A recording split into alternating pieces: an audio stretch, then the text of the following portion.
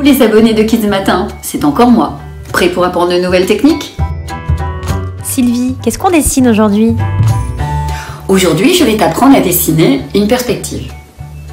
Une perspective, c'est une projection de ce que l'on voit. Et ce que l'on voit autour de nous, c'est en 3 dimensions, c'est-à-dire que c'est en volume.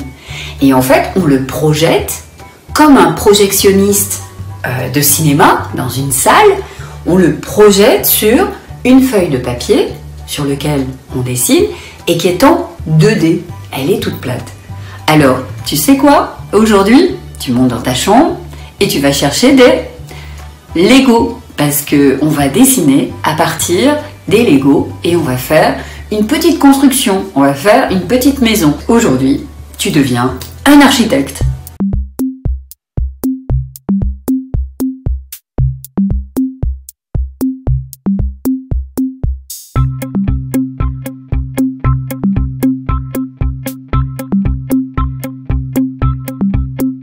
Voilà, on a le résultat, une petite maison miniature. On a notre modèle. Allez, on y va. De quoi on a besoin pour dessiner comme un architecte?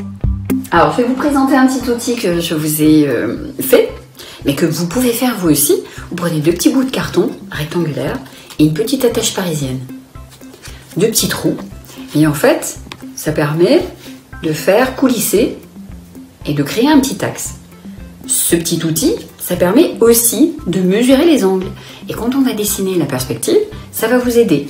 En fait, cette partie-là rectangulaire, on la laisse bien droite, bien d'aplomb. Et cette partie-là, on peut la faire coulisser. Et ici, vous avez un angle. Ça mesure l'angle des lignes de fuite. Allez, à tout de suite!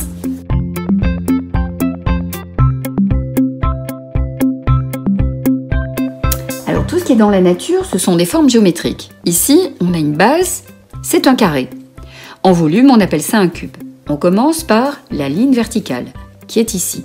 Des 2 côtés, on a une ligne de fuite. On prend notre petit outil, on le met sur cette ligne verticale et en fait, on ouvre l'angle pour trouver l'angle des lignes de fuite. Et on reporte. Moi, je vais dessiner à vue. Mais vous, je vous propose d'utiliser le petit outil que vous aurez construit. On fait notre base cubique. J'utilise un 6B. Un 6B, c'est un crayon gras. Ça vous permet quand même d'avoir un trait assez épais, assez noir. Voilà, la base de notre cube. On imagine qu'elle est transparente, ce qui vous permet de bien positionner la base de votre cube. On calcule les petits Lego. On a 1, 2, 3, 4, 5, 6 étages. On divise notre face en 6 parties. Et on fait pareil de l'autre côté en suivant nos lignes de fuite.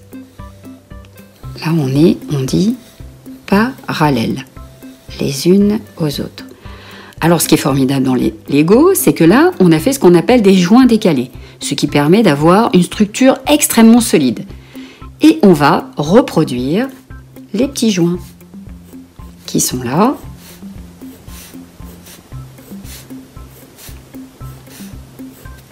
Et de l'autre côté, pareil.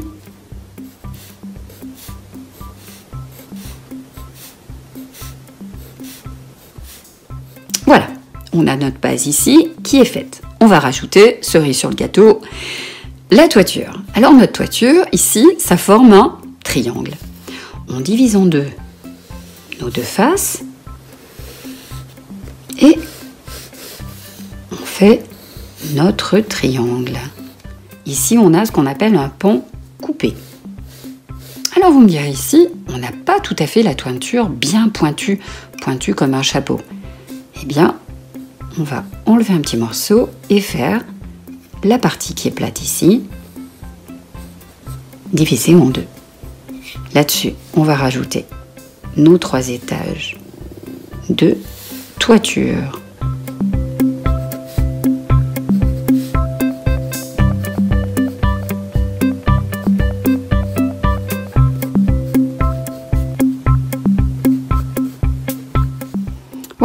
N'oubliez pas, en 1, la verticale, en 2 et en 3, les lignes de fuite avec votre petit outil.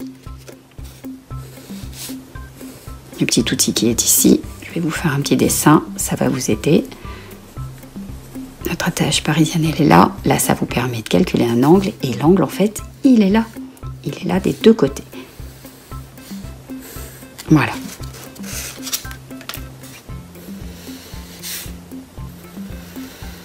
On peut ensuite repasser légèrement avec notre crayon gras 6B. N'oubliez pas le petit doigt. Le petit doigt, il fait levier. Ça vous permet de faire des jolis traits bien droits. On laisse bien coulisser le petit doigt sur le papier. Voilà, on a notre petite maison. On passe à la mise en couleur. Pour la partie en couleur, moi je vous propose d'utiliser dans cet atelier des feutres. La couleur, elle est très opaque et ce qui ressemble le plus aux couleurs des Lego. On a vraiment les bonnes couleurs de feutre. Et vous commencez à tout colorer et à retrouver le rouge par exemple ici. Et vous colorez toute votre maison.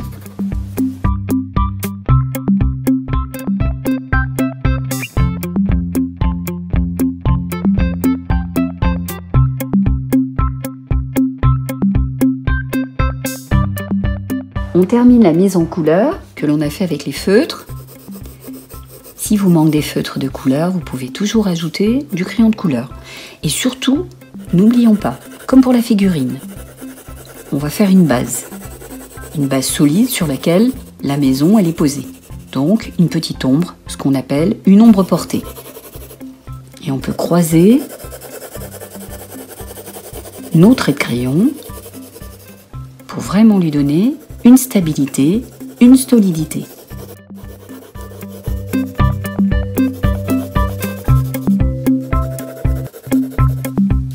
On peut un petit peu poncer avec le doigt, mais c'est joli quand on voit aussi les traits de crayon. Voilà, notre maison Lego est terminée. C'est à ton tour maintenant. Tu reproduis ta plus chouette perspective et puis tu l'envoies à Kids Matin. Et en fait, il y aura un gagnant. Mais c'est pas ça. Tout le monde sera gagnant. Et ce sera en cadeau un cours de dessin, certainement début juillet, tous ensemble aux arènes de Cimiez. Alors à bientôt. Crayon de couleur, c'est pas le crayon gris. Au bout, eh ben, c'est coloré. Balance ton quoi. Balance ton quoi. Balance ton quoi. On va en bobine. Babine. Maman, vas-y. Surprise, et moi t'offre grosse glace et croustillant. Miam, miam, miam, miam. Et dans le prochain cours, Sylvité t'apprendra à dessiner une nature morte en piochant dans les fruits et légumes de ta cuisine.